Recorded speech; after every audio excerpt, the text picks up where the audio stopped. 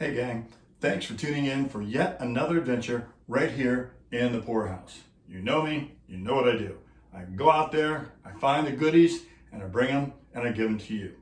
Speaking of giving, reach down, hit that subscribe button so you don't miss any of the future gifts that are yet to come your way. Speaking of gifts, if you saw my preview from a couple days ago, you will know that as a Grand Ambassador, my friends, my pals at Infuse, they send me stuff, and they send me good stuff, because who doesn't like alcohol? In this case, they sent me a bottle of lemon-infused vodka, and that's very handy because it just so happens that I can use that in my classic cocktail today as part of the classic cocktail series that I'm doing that will end for right now next week. So the next video will be the last in the series for a little bit, but I'll do them again in the fall and probably in the winter. But for now, this is the last one. Now, notice I already have, fortunately, another bottle of infused lemon. So we'll go ahead and use that one, and we'll just stick this joker right here on the shelf, this bad joker, and save it for another time, another cocktail. Today's classic cocktail that we are going to make, you and me together, is the classic Cosmo. That's right. Carrie Bradshaw and her friends, they drank them until they became uncool when everybody started drinking them.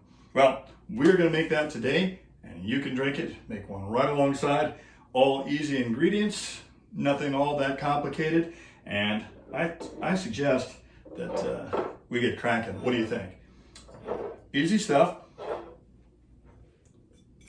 You know the rule of twos. We're going to put in 2 ounces of our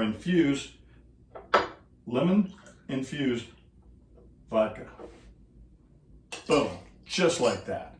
Okay. Now we're also going to put in about half to 3/4 of an ounce of orange liqueur, and you can use whatever you like.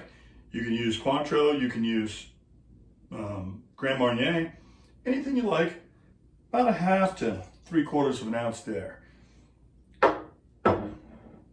Next, we're going to use about 1/2 ounce of fresh squeezed lemon juice. I don't know if you can see the floaties in there, but they're in there because your old pal, he likes to squeeze it himself. He likes the freshness and makes it taste mo better.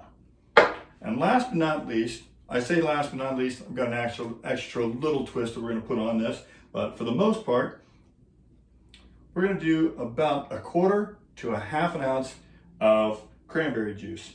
Now, the history of this fine cocktail is, it started way back in, let's say, 1927-ish, according to St. Louis Feast. It was a completely different drink. It had scotch, Irish whiskey, Swedish punch, vodka, Italian vermouth, French vermouth, and of course, a lemon twist. Well, the recipe also came with a suggestion to send the corpse to the League of Nations. Now, today's Cosmo, to hear it told, slightly different, and it harkens back to the mid-'80s. And it's a tale of kings and queens. Cheryl Cook, who was a bartender in Miami, she was called the Martini Queen of South Beach.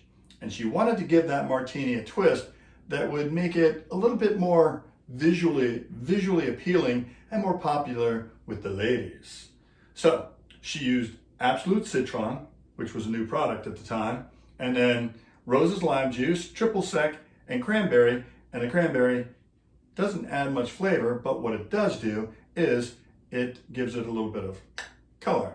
Now, the king, Dale King Cocktail de Groff, he put his own spin on it at the Rainbow Room in New York, and he changed out. He used the same vodka, but he changed out the triple sec and used Cointreau, fresh lime juice, and a flamed orange peel. Very fancy. Well, obviously the cocktail really took off when Madonna was seen holding one at a Grammy party. All right, so that's the history of this fine cocktail. We've got 2 ounces of our lemon-infused vodka in here. We've got about 3/4 of an ounce of orange liqueur. We've got about 1/2 ounce of lime juice, and now we're just going to add a little bit of cran in here to give it a tinge of color. make it real pretty like, okay? One thing I am gonna do, because you know I can't leave stuff alone. I just gotta put the poor man touch to it. I have these infused lemon pepper bitters, and this gives it just a little bit of spice that it would not ordinarily have. So we'll do about 1, 2, 3, 4 lemon bitters in it. And as you have come to know, oops, as he steps, oh, there it is. I have already preloaded my 10 with ice. And now it's time for the shake show. Give it a good shake.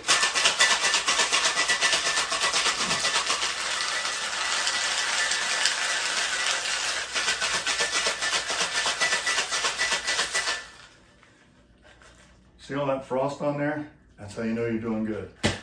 So because this drink is served straight up and not on the rocks, you're using the ice to both chill it, mix it up, and dilute the mix just a little bit, because you got a fairly large amount of alcohol in here. Look at that. Perfect pour, like you've been doing it his whole life. Look at that. And what we'll do is we will garnish with a little lime wheel and a sprig of rosemary. And there you have my version, which is pretty close to the classic version of the classic Cosmo. As always, I do this for you.